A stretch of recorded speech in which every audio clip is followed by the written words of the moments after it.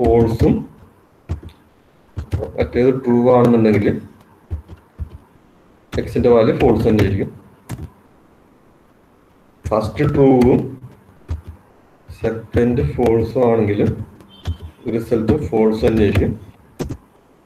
രണ്ടും ട്രൂ ആണെന്നുണ്ടെങ്കിൽ എക്സിന്റെ വാല്യൂ ട്രൂ ആയിട്ട് മാറും.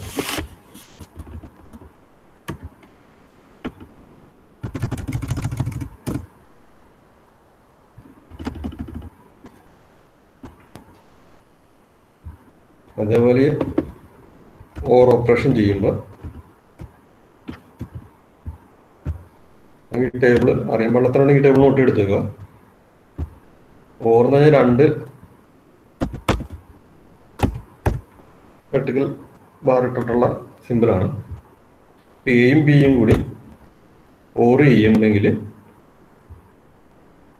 ഓർ ഓപ്പറേഷൻ എന്ന് പറഞ്ഞാൽ ഏതെങ്കിലും ഒരെണ്ണം ട്രൂ ആണെന്നുണ്ടെങ്കിൽ റിസൾട്ട് ട്രൂ വരും. ഫസ്റ്റ് കേസിൽ എയും ഫോൾസ് ബിയും ഫോൾസ്, റിസൾട്ട് ഫോൾസ് തന്നെയായിരിക്കും. സെക്കൻഡ് കേസിൽ എ എന്നുള്ള വേരിയബിൾ വാല്യൂ ഫോൾസ് എന്ന് വിചാരിക്കാം, ബി എന്നുള്ള വേരിയബിൾ വാല്യൂ ട്രൂ എന്ന് വിചാരിക്കാം. അങ്ങനെ എയും ബിയും കൂടി ഓർ ഓപ്പറേഷൻ ചെയ്യുമ്പോൾ റിസൾട്ടിൽ ട്രൂ വരും. എയുടെ വാല്യൂ എന്നുള്ള വേരിയബിൾ വാല്യൂ ട്രൂ എന്ന് അസ്യൂം ചെയ്യുക, ബിയുടെ വാല്യൂ ഫോൾസ് എന്ന് കിട്ടുന്നെങ്കിൽ റിസൾട്ടിൽ ട്രൂ വരും. ആൻഡ് എന്നുള്ളത് രണ്ട് വേരിയബിളിന്റെ വാല്യൂ ട്രൂ ആണെങ്കിൽ മാത്രം റിസൾട്ടിൽ ട്രൂ വരുള്ളൂ. ഓർ ആകുമ്പോൾ രണ്ട് ഫോൾസ് ആണെങ്കിൽ മാത്രം റിസൾട്ടിൽ ഫോൾസ് വരും. അങ്ങനെ ജസ്റ്റ് കണക്ക് പിടിച്ചിരുന്നാൽ മതി. പിന്നെ നോട്ട് ഓപ്പറേഷൻ ഉണ്ട്. എക്സ് ഈക്വൽ ടു നോട്ട് എന്ന് പറഞ്ഞിട്ട് അത് എയുടെ വാല്യൂ ഫോൾസ് എന്ന് വിചാരിക്കാം. അത് ഓപ്പോസിറ്റ് ആണ്. എയുടെ വാല്യൂ ഫോൾസ് ആണെന്നുണ്ടെങ്കിൽ എക്സിന്റെ വാല്യൂ ഓട്ടോമാറ്റിക്കായിട്ട് ട്രൂ ആയി മാറും.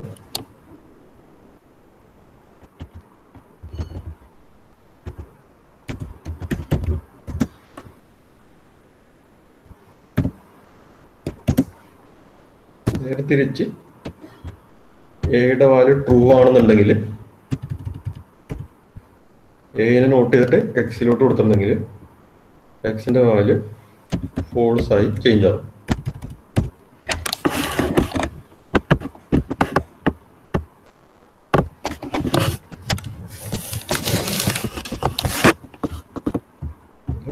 കാര്യങ്ങളൊക്കെ സിമ്പിളാണ്. ഡിജിറ്റലൊക്കെ പഠിച്ചിട്ടുള്ള മറന്നിട്ടുള്ളതൊക്കെ ലിസ്റ്റ് ചെയ്ത് റിപ്പീറ്റ് ചെയ്യുന്നുള്ളത്. നിങ്ങൾ എക്സാമിന് തെറ്റിപ്പോകാൻ ചാൻസ് ഉള്ളതെന്ന് വെച്ചാൽ ഷോർട്ട് ക്വസ്റ്റ്യൻ ആയിട്ട് ചോദിക്കും. അതായത് ഇപ്പോൾ ലോജിക്കൽ ഓപ്പറേറ്റേഴ്സ് എക്സ്പ്ലെയിൻ ചെയ്യുന്നതിൽ ഷോർട്ട് ക്വസ്റ്റ്യൻ ചോദിക്കുമ്പോൾ ഈ മൂന്ന് സിമ്പിളാണ് അല്ലെങ്കിൽ ആൻഡ് ഓർ നോട്ട് എന്നുള്ളതാണ് ലോജിക്കൽ ഓപ്പറേറ്റേഴ്സ് എന്നുള്ള അറിഞ്ഞിരുന്നാലേ നിങ്ങൾക്ക് എക്സ്പ്ലെയിൻ ചെയ്യാൻ പറ്റും. ഈ മൂന്ന് ഓപ്പറേറ്റർ നിങ്ങൾക്ക് അറിയാമായിരിക്കും, പക്ഷെ അത് ലോജിക്കൽ എന്നുള്ള ഗ്രൂപ്പിലാണ് വന്നെന്നുള്ള അറിയാൻ പാടില്ലെങ്കിൽ ആ ക്വസ്റ്റ്യൻ ചോദിക്കുമ്പോൾ നിങ്ങൾ ചിലപ്പോൾ റിലേഷൻ ഓപ്പറേറ്റേഴ്സ് അല്ലെങ്കിൽ വേറെ ഷിഫ്റ്റ് ഓപ്പറേറ്റേഴ്സ് അത് വേറെ എന്തെങ്കിലും എക്സ്പ്ലെയിൻ ചെയ്ത് നോക്കും. അങ്ങനെ മിസ്റ്റേക്സ് വരുത്താറുണ്ട്.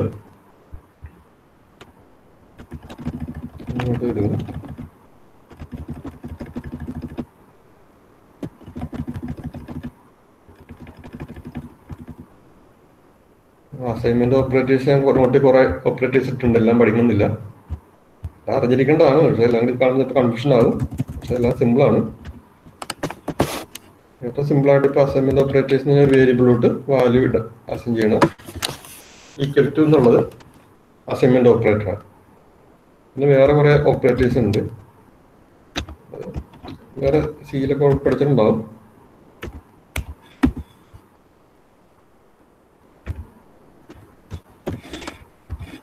അങ്ങനെ കുറെ ഓപ്പറേറ്റേഴ്സ് ഉണ്ട്.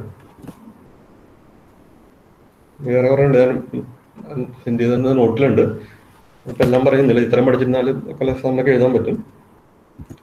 ഇതും അസൈൻമെന്റ് ഓപ്പറേറ്റർ തന്നെയാണ്. അതായത് എ പ്ലസ് ഈക്വൽ ടു 2 എന്ന് കൊടുത്തു വിചാരിക്കാം. ഇതിന്റെ മീനിങ് എന്താണെന്നുള്ളത് അറിഞ്ഞിരുന്നാൽ മതി. ഇങ്ങനെ എഴുതിയിട്ടുണ്ടെങ്കിൽ a equal to a plus 2-നെയാണ് ഇങ്ങനെ എഴുതണമെന്നുള്ള അറിഞ്ഞിരിക്കുക. അപ്പം ഇനീഷ്യൽ എയുടെ വാല്യൂ 3 എന്ന് വിചാരിക്കാം. അപ്പം എ പ്ലസ് ഈക്വൽ ടു 2 എന്ന് പറഞ്ഞാൽ എ ഈക്വൽ ടു 3 + 2, എയുടെ വാല്യൂ 5 ആയിട്ട് മാറും.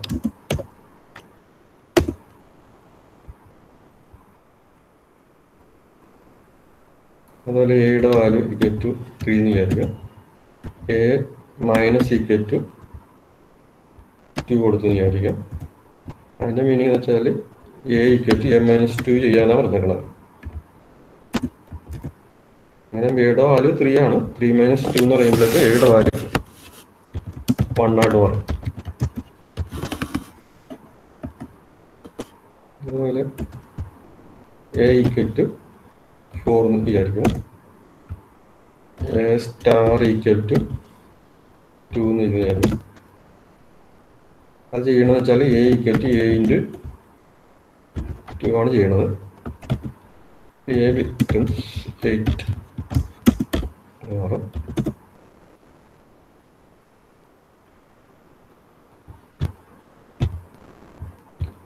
നേരത്തെ കുറെ കാൽക്കുലേഷൻ ചെയ്യുന്ന ഓപ്പറേറ്റേഴ്സ് പഠിച്ചിട്ടുണ്ട്. ആ ഓപ്പറേറ്റേഴ്സിന്റെ എല്ലാ റൈറ്റ് സൈഡിലും ഇങ്ങനെ ഈക്വൽ ടു ഇടാൻ പറയും, ഇടാൻ പറ്റും.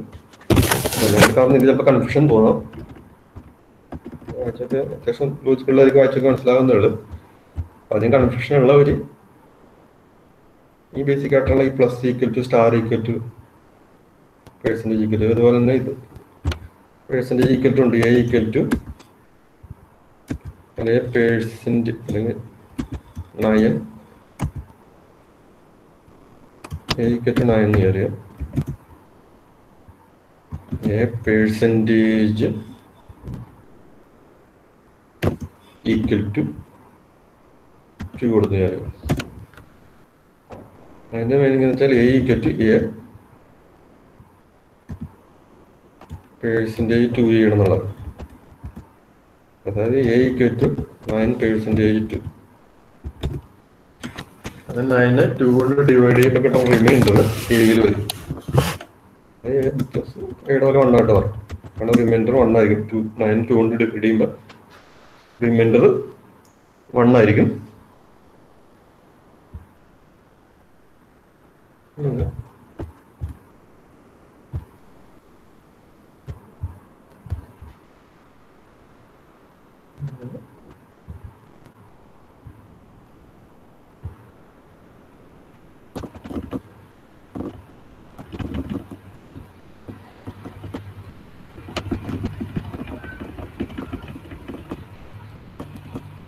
മിസ്ലേനിയസ് ഓപ്പറേറ്റേഴ്സ് പറഞ്ഞാൽ 2 ഓപ്പറേറ്റേഴ്സ് ഉണ്ട്.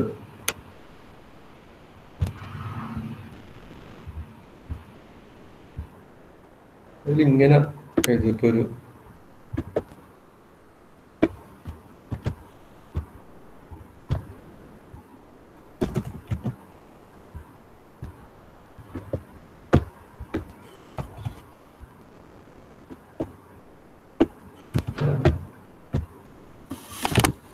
മിസ്ലേനിയസ് ഓപ്പറേറ്റർ നമുക്ക് 2 ഓപ്പറേറ്റേഴ്സ് പഠിക്കാനുണ്ട്.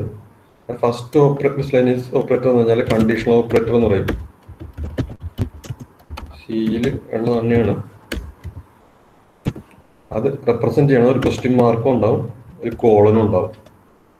അപ്പൊ ക്വസ്റ്റ്യൻ മാർക്ക് കോളൻ എഴുതിയേക്കണതാണ് ഈ കണ്ടീഷണൽ ഓപ്പറേറ്റർ എന്ന് പറയുന്നത്.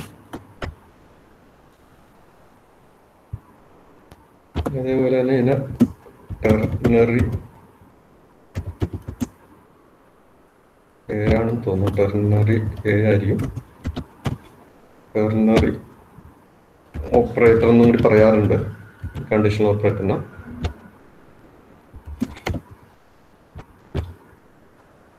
അത് നമ്മൾ ഇത്ര നേരം ചെയ്തെന്ന് വെച്ചാൽ ബൈനറി ഓപ്പറേറ്റർ ആയിരുന്നു. അതായത് ആ കാൽക്കുലേഷൻ ചെയ്യുമ്പോൾ 2 നമ്പർ ഉണ്ടാവും. ആ 2 നമ്പർ യൂസ് ചെയ്തിട്ടാണ് റിസൾട്ട് കിട്ടിക്കൊണ്ടിരിക്കണമെന്നുണ്ടെങ്കിൽ ബൈനറി ഓപ്പറേറ്റേഴ്സ് എന്ന് പറയും. നമുക്ക് റിസൾട്ട് കണ്ടുപിടിക്കുമ്പോൾ 3 നമ്പർ അല്ലെങ്കിൽ 3 കാര്യങ്ങൾ ഉണ്ടെന്ന് വിചാരിക്കും. 3 കാര്യങ്ങൾ വെച്ചിട്ടാണ് അതിന് റിസൾട്ട് കണ്ടുപിടിക്കണമെന്നുണ്ടെങ്കിൽ അതിന് ടെർമിനറി ഓപ്പറേറ്റർ എന്ന് പറയും. അപ്പോൾ ടെർമിനറി ഓപ്പറേറ്റർ എന്ന് പറഞ്ഞാൽ ലെഫ്റ്റ് സൈഡിൽ ഒരു എക്സ് കൊടുത്തിട്ടുണ്ടാവും, ഒരു വേരിയബിളും, പിന്നെ അതിനൊരു കണ്ടീഷൻ ആയിരിക്കും. അത് കഴിഞ്ഞൊരു ക്വസ്റ്റ്യൻ മാർക്ക് ഉണ്ടാവും, പിന്നെ ഒരു വാല്യൂ, ഫസ്റ്റ് ഏതെങ്കിലും വാല്യൂ, അത് കഴിഞ്ഞ് കോളൻ, അത് കഴിഞ്ഞ് വാല്യൂ 2, പിന്നെ സെമി കോളൻ.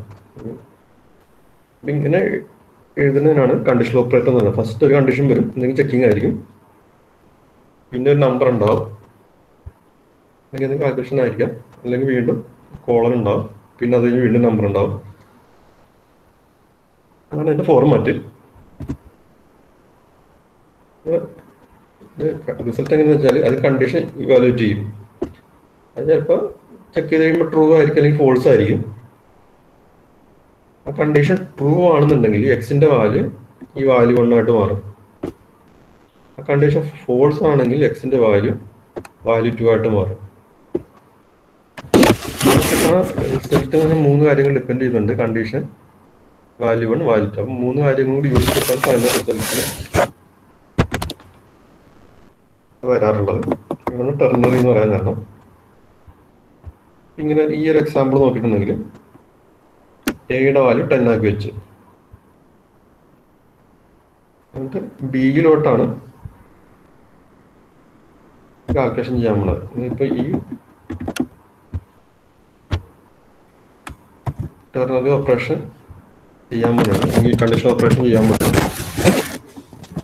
എയുടെ വാല്യൂ 1 ആണ്, എ ഈക്വൽ ടു 1 എന്ന് നോക്കി, എയുടെ വാല്യൂ 1 ആണെന്ന് നോക്കും.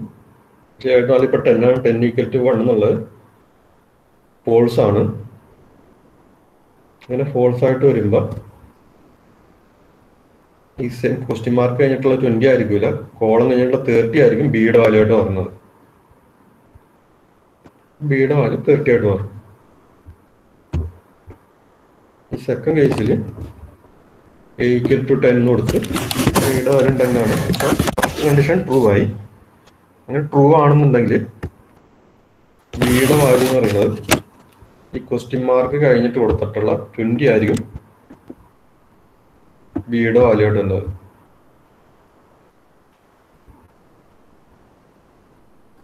ഇതൊക്കെ എക്സാമിന് ചോദിക്കുമ്പോൾ പ്രോഗ്രാം സബ്ജക്റ്റ് ആയതുകൊണ്ട് ആദ്യം തന്നെ നിങ്ങൾ സിന്റാക്സ് എഴുതണം. ഇതുപോലെ എന്തെങ്കിലും ജനറൽ ആയിട്ട് ഇതേപോലെ തന്നെ എഴുതണം എന്നില്ല, എന്തെങ്കിലും പല ബുക്കിലും പല രീതിയിലൊക്കെ ആയിരിക്കും. ചിലപ്പോൾ ഇവിടെ വാല്യൂ 1 ഒരു എക്സ്പ്രഷൻ 1 അല്ലെങ്കിൽ എക്സ്പ്രഷൻ 2 അങ്ങനെ എന്തെങ്കിലും, അല്ലെങ്കിൽ നമ്പർ 1 നമ്പർ 2 എന്നൊക്കെ ആയിരിക്കും. ബുക്കിനനുസരിച്ച് മാറ്റം ഉണ്ടാവും. അപ്പൊ നിങ്ങൾ എഴുതുമ്പോൾ ഈ ഫസ്റ്റ് ഒരു കണ്ടീഷൻ ആണെന്നുള്ള രീതിയിൽ ഒരു വേർഡ് എഴുതുക, പിന്നെ 2 വാല്യൂ എന്ന രീതിയിലും എഴുതാം. ക്വസ്റ്റ്യൻ മാർക്ക് ഉണ്ടാവണം, കോളനും ഉണ്ടാവണം, അത് വിട്ടുപോകരുത്. പിന്നെ അതിന്റെ എക്സ്പ്ലനേഷൻ പോലെ അതിന് ഡീറ്റെയിൽ ആയിട്ട് എഴുതേണ്ട കാര്യമില്ല. കണ്ടീഷൻ ട്രൂ ആണെന്നുണ്ടെങ്കിൽ എക്സിന്റെ വാല്യൂ 1 ആയിട്ട് മാറും. കണ്ടീഷൻ ഫോൾസ് ആണെങ്കിൽ എക്സിന്റെ വാല്യൂ 2 ആയിട്ട് മാറും. ജസ്റ്റ് ആ 1 ലൈൻ സെന്റൻസ് ആയിട്ട് എഴുതേണ്ട കാര്യമുള്ളൂ.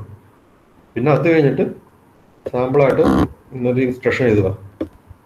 ആ ഇൻസ്ട്രക്ഷൻ എഴുതിയിട്ട് അല്ലെങ്കിൽ ഇൻസ്ട്രക്ഷൻ വർക്ക് ചെയ്യുമ്പോൾ ഇങ്ങനെ എഴുതാം. ആൻസർ കമന്റ് ആയിട്ട് എഴുതാം, ബി ബിക്കംസ് 30. ഇത് നിങ്ങൾ എഴുതിയിട്ടുണ്ടെങ്കിൽ വാല്യൂ ആണ് അപ്പം തന്നെ അറിയാം. നിങ്ങൾക്ക് കണ്ടീഷൻ ഓപ്പറേറ്ററിന്റെ വർക്കിംഗ് അറിയാമെന്ന് അപ്പം തന്നെ അറിയാൻ പറ്റും. തിയറി എന്ന് വാല്യൂ ആണ് വായിച്ചു നോക്കുക, അപ്പം തന്നെ മാർക്ക് ഉള്ളിട്ടൊന്നു എഴുതുക. വേറെ സബ്ജക്റ്റിലൊക്കെ എഴുതാറുള്ള പോലെ വെറുതെ തിയറി അവർ പോലെ എഴുതിയിട്ട് കാര്യമില്ല. ജസ്റ്റ് ഒരു ഫോർമാറ്റ് നല്ലതായിട്ടുള്ള സിന്റാക്സ് കാണിക്കുക, വർക്കിംഗ് ഏറ്റവും മിനിമം എക്സ്പ്ലെയിൻ ചെയ്യുക. പ്രോഗ്രാമിംഗ് സബ്ജക്റ്റിൽ മാർക്ക് ഡിവിഷൻ എന്ന് പറഞ്ഞാൽ നിങ്ങൾ തിയറി അത്ര എക്സ്പ്ലെയിൻ ചെയ്തിട്ടുണ്ടെങ്കിൽ തിയറി ഒരു വെയിറ്റേജ് ഉണ്ടാവും. ഇപ്പോൾ 4 മാർക്ക് ക്വസ്റ്റ്യൻ ആണെന്നുണ്ടെങ്കിൽ ഈ ജനറൽ സിന്റാക്സിന് 1 മാർക്ക്, ഈ ഡെഫിനിഷന് ചിലപ്പോൾ 1 മാർക്ക് ആയിരിക്കാം, ഈ പ്രോഗ്രാം അതിന്റെ ഔട്ട്പുട്ട് അല്ലെങ്കിൽ അതിന്റെ എക്സ്പ്ലനേഷൻ 2 മാർക്ക് ഉണ്ടാവും. അങ്ങനെ ഒരു ഡിവിഷൻ ഉണ്ടാവും. അപ്പൊ നിങ്ങൾ തിയറി അത്ര ഡീറ്റെയിൽ എക്സ്പ്ലെയിൻ ചെയ്തിട്ടുണ്ടെങ്കിൽ പ്രോഗ്രാം അതിന്റെ ഔട്ട്പുട്ട് എഴുതിയിട്ടുണ്ടെങ്കിൽ അതിന്റെ 2 മാർക്ക് പോകും. അപ്പൊ തിയറി അത് എഴുതിയിട്ട് നിങ്ങൾ എഴുതി പ്രോഗ്രാം മസ്റ്റായിട്ടും വേണം. പ്രോഗ്രാം അല്ലെങ്കിൽ അതിന്റെ ഇൻസ്ട്രക്ഷൻ വേണം, അതിന്റെ ഔട്ട്പുട്ടും വേണം, അല്ലെങ്കിൽ ആ ഇൻസ്ട്രക്ഷന്റെ വർക്കിംഗ് എങ്ങനെയാണെന്നുള്ളത് എക്സ്പ്ലെയിൻ ചെയ്തിട്ടുണ്ടാവും.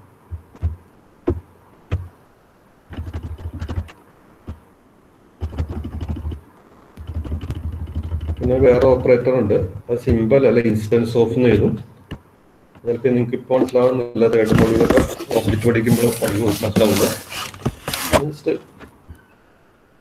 കാരണം സാധാരണ എല്ലാ ഓപ്പറേറ്റേഴ്സ് ഇതുപോലെ സിമ്പിൾ ആയിരുന്നു. ഇത് ഇൻസ്റ്റൻസ് ഓഫ് എന്നുള്ള വേർഡാണ് ഓപ്പറേറ്റർ എന്ന് പറയുന്നത്.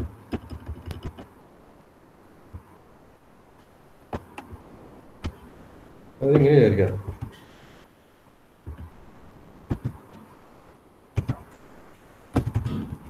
ഈ ഫസ്റ്റ് ഇൻസ്ട്രക്ഷൻ നോക്കിയിട്ടുണ്ടെങ്കിൽ നെയിം എന്നുള്ളൊരു വേരിയബിൾ ഡിഫൈൻ ചെയ്ത് അതിൻ്റെ ഡാറ്റ ടൈപ്പ് സ്ട്രിങ്, നെയിമിലെ കണ്ടന്റ് ജെയിംസ് കൊടുത്തിട്ടുണ്ട്. ശരിക്കും ബാക്ക്ഗ്രൗണ്ടിലൂടെ നടന്നിട്ടെന്ന് വെച്ചാൽ സ്ട്രിങ് എന്നുള്ള ക്ലാസിൻ്റെ ഒരു ഒബ്ജക്റ്റ് ക്രിയേറ്റ് ചെയ്ത് ആ ഒബ്ജക്റ്റിന് എന്താ വേരിയബിൾ നെയിം തന്നെ. ഇപ്പം രണ്ടും കണക്ഷൻ ആകാണ്ട് ഒരു ബീജ് എന്ന് കൊടുത്തു വിചാരിക്കുക, അല്ലെങ്കിൽ ബി എന്ന് തന്നെ കൊടുത്തു. ഇതിൽ വേറെ ഒരു വേരിയബിൾ സ്ട്രിങ് എന്നുള്ള ക്ലാസിൻ്റെ ഒരു ഒബ്ജക്റ്റ് ക്രിയേറ്റ് ചെയ്ത് അത് വി എന്നുള്ള ഒരു ഒബ്ജക്റ്റ് ക്രിയേറ്റ് ചെയ്തു, അതിൻ്റെ കണ്ടന്റ് ജെയിംസ്. അങ്ങനെ ശരിക്കും ബാക്ക്ഗ്രൗണ്ടിൽ നടന്നിരിക്കുന്നത് സ്ട്രിങ് ബിൽഡിംഗ് ക്ലാസ് ആണ്. അത് ഒബ്ജക്റ്റ് ക്രിയേറ്റ് അങ്ങനെ നിങ്ങൾക്ക് തക്കാൻ മനസ്സിലാക്കാൻ പഠിക്കുക. സ്ട്രിങ്ങിൻ്റെ ഡാറ്റ ടൈപ്പിൻ്റെ വേരിയബിളാണ് വി എന്ന് വിചാരിക്കുക. എന്തൊക്കെയാണെന്ന് വെച്ചാൽ ലെഫ്റ്റ് സൈഡിൽ വേരിയബിൾ ആയിരിക്കും. ഈ കേസിൽ വി ആണ് വി കൊടുക്കുക. പിന്നെ ഓപ്പറേറ്റർ, ഇൻസ്റ്റൻസ് ഓഫ് എന്നുള്ള ഓപ്പറേറ്റർ കൊടുക്കും. റൈറ്റ് സൈഡിൽ ഡാറ്റ ടൈപ്പ് അല്ലെങ്കിൽ ക്ലാസ് കൊടുക്കും. അപ്പോൾ ലെഫ്റ്റ് സൈഡിൽ വേരിയബിളും റൈറ്റ് സൈഡിൽ ഡാറ്റ ടൈപ്പ് ഉണ്ടാവും. അത് രണ്ടും കൂടി ഇൻസ്റ്റൻസ് ഓഫ് വെച്ചിട്ട് ഓപ്പറേഷൻ ചെയ്യണമെങ്കിൽ വേർഡ് ആയതുകൊണ്ട് ഓപ്പറേറ്റർ ഒന്ന് കണക്ഷൻ പറ്റില്ല. ഓപ്പറേറ്റർ തന്നെയാണ് ജാവയിൽ. ഇത് രണ്ടും കൂടി വെച്ചിട്ടൊരു ഓപ്പറേഷൻ ചെയ്യുന്നുണ്ട്. അതിൻ്റെ റിസൾട്ട് എങ്ങനെയായിരിക്കും എന്ന് വെച്ചാൽ ഈ റൈറ്റ് സൈഡിലുള്ള ഡാറ്റ ടൈപ്പിൻ്റെ അതേ ടൈപ്പിലുള്ള വേരിയബിൾ തന്നെയാണ് ലെഫ്റ്റ് സൈഡിൽ കൊടുത്തേക്കണമെന്നുണ്ടെങ്കിൽ ട്രൂ റിട്ടേൺ ചെയ്യും. നമ്മൾ ഈ എക്സാമ്പിൾ വി എന്നുള്ളത് സ്ട്രിങ്ങിൻ്റെ വേരിയബിൾ തന്നെയാണ്, അല്ലെങ്കിൽ സ്ട്രിങ് ടൈപ്പിലെ വേരിയബിൾ തന്നെയാണ്, അല്ലെങ്കിൽ സ്ട്രിങ് ടൈപ്പിലെ ഒബ്ജക്റ്റ് തന്നെയാണ്. അതുകൊണ്ട് ട്രൂ റിട്ടേൺ ചെയ്യും. ഇപ്പോൾ റിസൾട്ടിലുള്ള വേരിയബിളിൻ്റെ വാല്യൂ ട്രൂ ആയിട്ട് മാറും. ഇതൊരു കണ്ടീഷൻ ചെക്ക് ചെയ്യണതാണ്.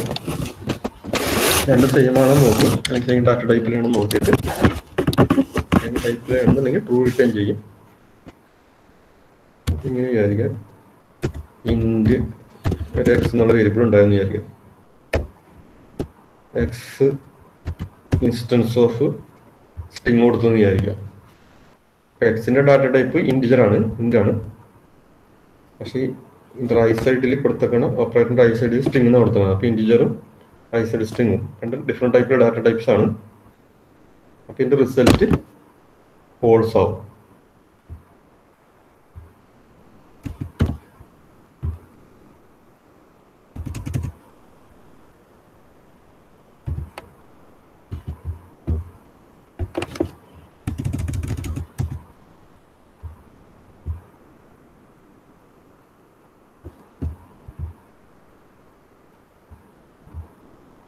ഇത്ര ഓപ്പറേറ്റേഴ്സ് പറഞ്ഞിരുന്ന ഡൗട്ട് ഉണ്ടെങ്കിൽ മനസ്സിലായി ടൈപ്പ് ചെയ്യാം. ഡൗട്ട് ഏതെങ്കിലും റിപ്പീറ്റ് ചെയ്യണമെന്നുണ്ടെങ്കിൽ റിപ്പീറ്റ് ചെയ്യാം. അങ്ങനത്തെ ബേസിക് ആയിട്ടുള്ള കാര്യങ്ങളാണ്.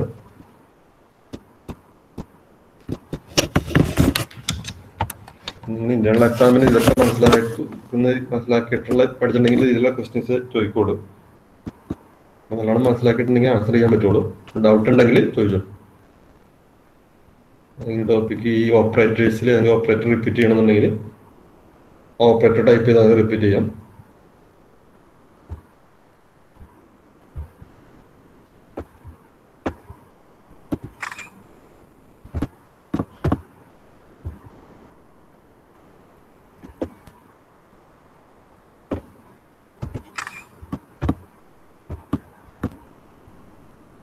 അതിന് ഡൗട്ടൊന്നുമില്ല. എല്ലാം മനസ്സിലാക്കണോ? എനിക്കൊന്നും മനസ്സിലാകില്ല.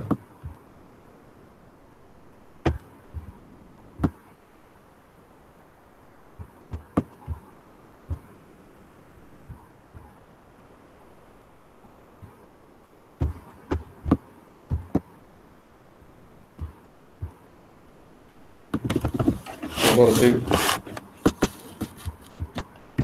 ക്വസ്റ്റ്യൻസ് ഇടാം. ഇനി കാണിച്ചുമ്പോഴും നിങ്ങൾ നോട്ട് ബുക്കിലോട്ട് എഴുതി വെക്കണം ഞാൻ പറഞ്ഞിട്ടുണ്ട്.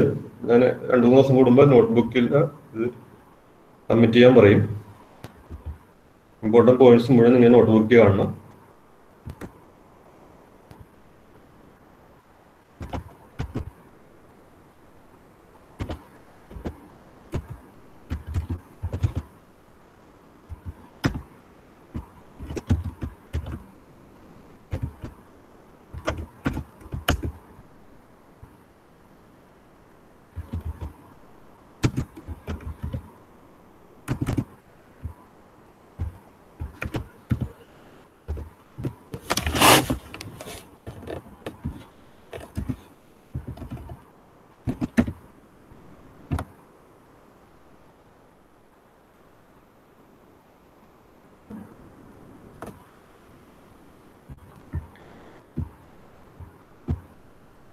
ഈ ലാർജ് എന്നുള്ള വേരിയബിളിന്റെ വാല്യൂ കണ്ടുപിടിക്കുക.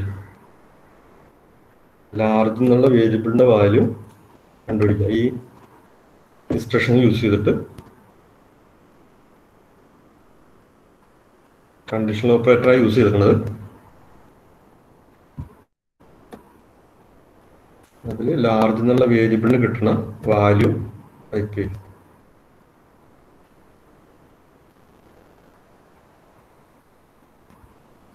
ഇൻസ്ട്രക്ഷൻ ശരിക്കും ചെക്ക് ചെയ്യുക.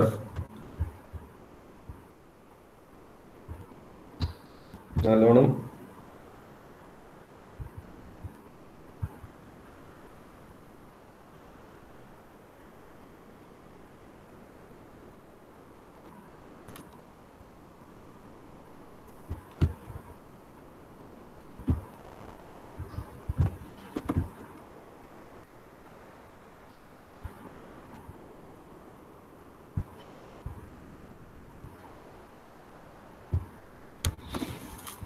ചിലവര് 3 എഴുതിയിട്ടുണ്ട്, ചിലവര് 7 എഴുതിയിട്ടുണ്ട്.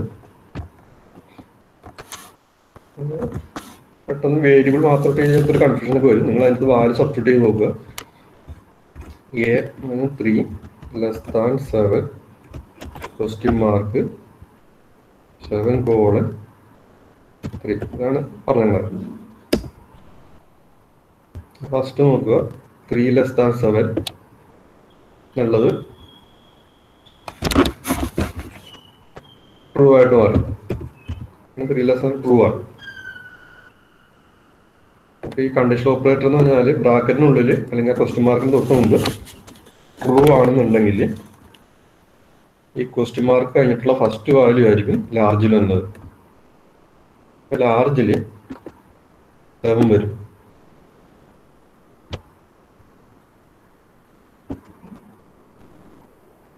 ഇങ്ങനെ വിചാരിക്കാം, ഇപ്പൊ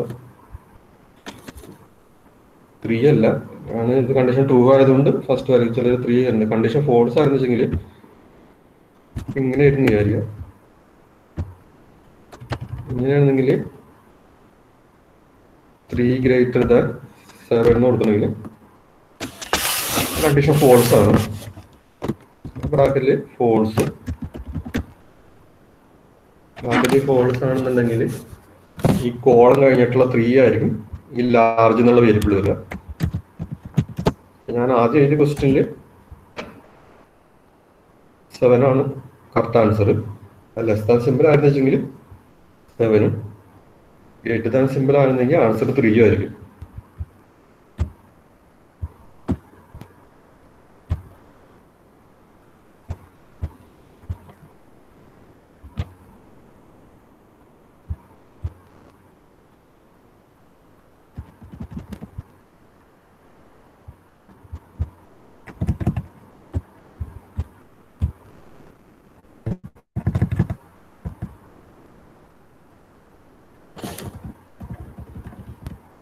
പിന്നെ ഈ പ്രിസീഡൻസ് എന്നുള്ള ഇത് ചോദിക്കാറുണ്ട്. അത് ഷോർട്ട് ക്വസ്റ്റ്യൻ ആയിട്ടൊക്കെ ചോദിക്കുള്ളൂ. ജാവ പ്രിസീഡൻസ് എന്താണെന്നുള്ളത്. അല്ലെങ്കിൽ ചിലപ്പോൾ ഒരു കാൽക്കുലേഷൻ തരും. കാൽക്കുലേഷൻ്റെ റിസൾട്ട് കണ്ടുപിടിക്കണമെങ്കിൽ ആ പ്രിസീഡൻസ് മനസ്സിലാക്കിയിരുന്നാൽ ചെയ്യാൻ പറ്റുള്ളൂ. സിയിലൊക്കെ പഠിച്ചിട്ടുള്ള പോലെ തന്നെ കുറച്ച് എക്സാമ്പിൾസ് ചെയ്ത് കാണിക്കാം. കുറെ ഓപ്പറേഷൻസ് തന്നാൽ ഒരു കാൽക്കുലേഷൻ ചെയ്യുന്നതിന് കുറെ ഓപ്പറേറ്റേഴ്സ് ഉണ്ട്. അതിൽ ഏത് ആദ്യം ചെയ്യണം എന്നുള്ളതാണ്, ഏത് ഓർഡറിൽ ചെയ്യണം എന്നുള്ളതാണ് നമ്മൾ പ്രിസിഡൻസിൽ സെറ്റ് ചെയ്യണത്. പക്ഷേ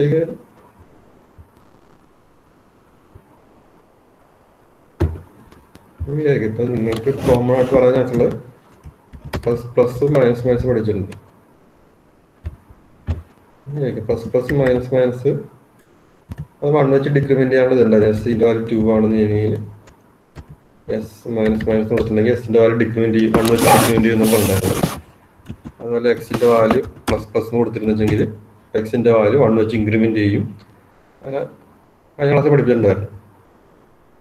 അപ്പൊ അതിന് മാക്സിമം ഇമ്പോർട്ടൻസ് ഉണ്ട്. അതായിരിക്കും ഫസ്റ്റ് ചെയ്യാൻ തോന്നുന്നത്. പിന്നെ നോക്കാൻ ചാൻസ് ഉള്ളത് നെഗറ്റീവ് നമ്പർ കണ്ടുപിടിക്കുന്ന സംഭവം ഉണ്ട്. അത് പ്രാവശ്യം പറ്റില്ല, അതിന്റെ തക്കല എഴുതുന്നില്ല. നിങ്ങൾക്ക് തൽക്കാലം ആവശ്യം വരാൻ ചാൻസുള്ള അടുത്ത സ്റ്റാർ അല്ലെങ്കിൽ ഡിവിഷൻ. ഡീറ്റെയിൽ ആയിട്ടുള്ളത് അതിൻ്റെ നോട്ടിലുണ്ട്. തൽക്കാലം എനിക്ക് എക്സാമിനൊക്കെ ആവശ്യം വരാനുള്ള അത്ര എടുത്ത് പറയുന്നത്. പിന്നെ സ്റ്റാർ അല്ലെങ്കിൽ ഡിവിഷൻ ആയിരിക്കും ചെയ്യണം. അല്ലെങ്കിൽ പിന്നെ അത് കഴിഞ്ഞിട്ട് പ്ലസ് അല്ലെങ്കിൽ മൈനസ് ചെയ്യും.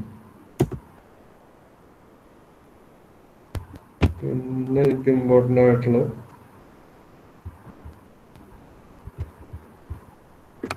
ഇതെല്ലാം പഠിച്ചപ്പോൾ നിങ്ങൾക്ക് കൺഫ്യൂഷൻ വരാം.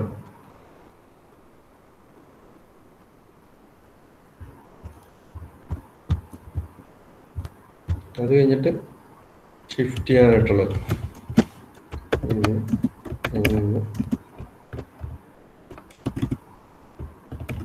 ഷിഫ്റ്റ് ചെയ്യാനായിട്ടുള്ള ഓപ്പറേറ്റേഴ്സ് ആദ്യം ചെയ്യും. പിന്നെ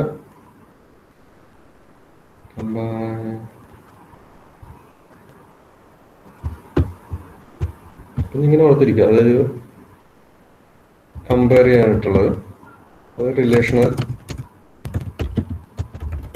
ഓപ്പറേറ്റേഴ്സ്.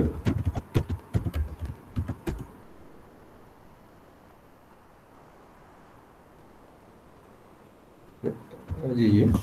പിന്നെ ലോജിക്കൽ ഓപ്പറേറ്റേഴ്സ് ചെയ്യും. Relational operators less than, greater than, less than or equal to, greater than or equal to symbols, not equal to, ഇതിനൊക്കെ ഇമ്പോർട്ടൻസ്. പിന്നെ ലോജിക്കൽ ഓപ്പറേറ്റേഴ്സ് വരുമ്പോൾ ആംപർസാൻഡ്, നോട്ട്, പിന്നെ കോംപ്ലിമെന്റ് ചെയ്യാനായിട്ടുള്ള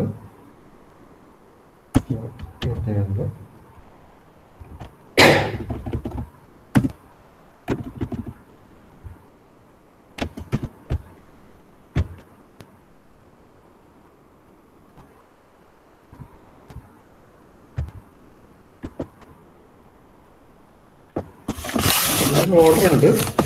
ഓർഡർ സെന്ററിലെ നോട്ടിലുണ്ട്. ജസ്റ്റ് കാണാൻ പഠിച്ചിരിക്കുക. എല്ലാം കുറെ ഓപ്പറേറ്റേഴ്സ് ഒക്കെ ഉള്ള കാരണം മാർക്ക് പോകാനൊക്കെ ചാൻസ് ഉണ്ട്.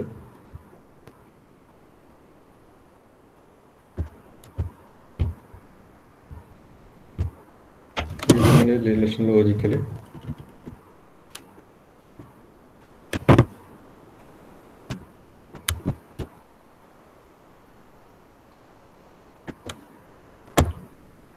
എനിക്ക് വരാൻ ചാൻസ് ഉള്ളതെന്ന് വെച്ചാൽ ഇത് വെച്ചിട്ട് കാൽക്കുലേഷൻ ഒക്കെ തരും. അതേപോലെ A equal to 2, B equal to 3, C equal to 4, D equal to 5, S equal to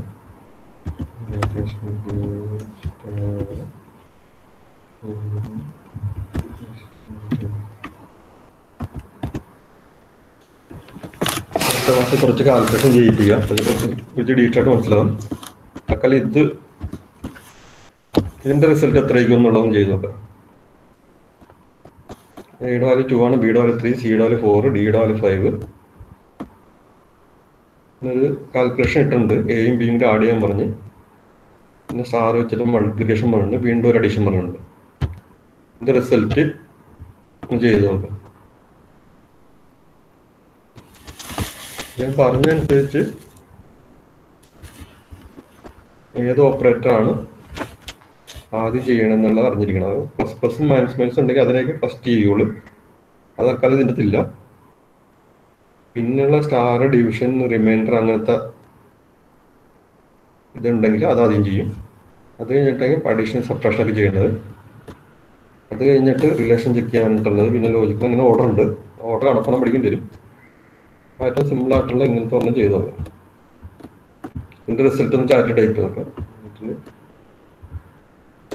ചെയ്ത് നോക്കിയിട്ടുണ്ടെങ്കിൽ എക്സിന്റെ value 2 plus 3 star 4 plus 2 plus അങ്ങനെ ആദ്യം ചിലർ 2ഉം 3ഉം കൂടെ ആദ്യം ആഡ് ചെയ്ത് വെക്കും. പക്ഷെ തെറ്റാണ്. സ്റ്റാറാണ് ആദ്യം ചെയ്യണം. 12 പ്ലസ് 5 19 കിട്ടും. 19 കിട്ടും.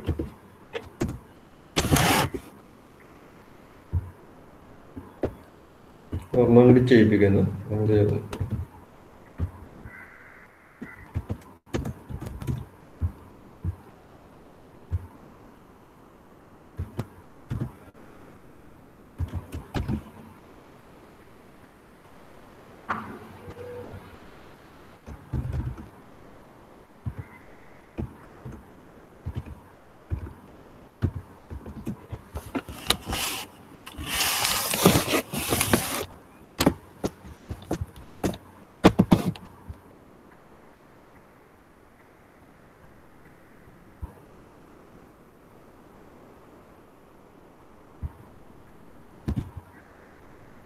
അതിലൊക്കെ ഇത്തിരി കൺഫ്യൂഷൻ വരും. തക്കാളി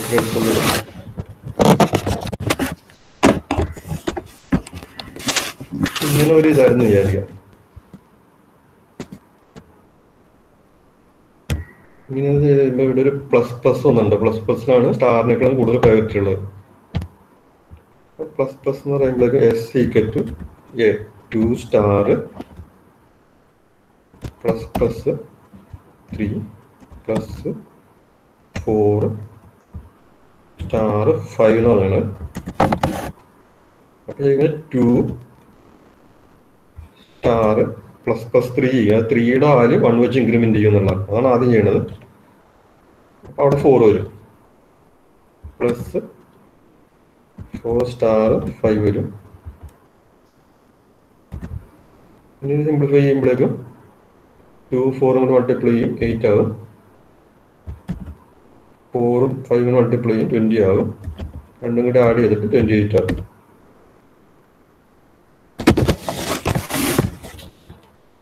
ഓർഡർ കഴിഞ്ഞിരിക്കുക.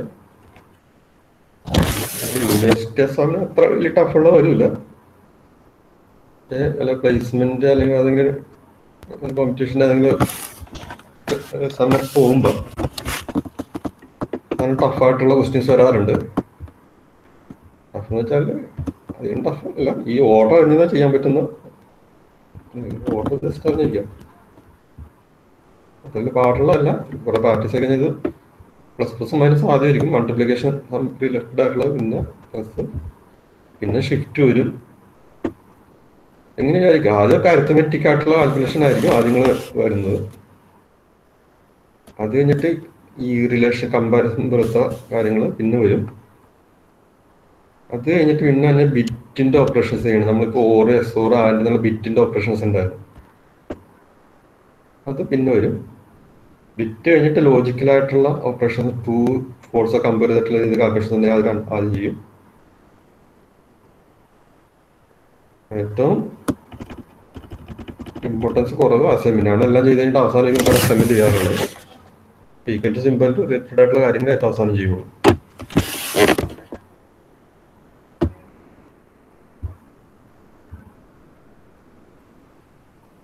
ഇതിന് ഷോർട്ട് ക്വസ്റ്റൻ ആയിട്ട് ചോദിക്കാറുണ്ട്. അതുപോലെ തന്നെ എന്തെങ്കിലും എക്സ്പ്രഷൻ ഉണ്ട് ഔട്ട്പുട്ട് പ്രെഡിക്റ്റ് ചെയ്യാനുള്ള രീതിയിൽ ക്വസ്റ്റ്യൻസ് ചോദിക്കും. മനസ്സിലാക്കിയിരിക്കുക.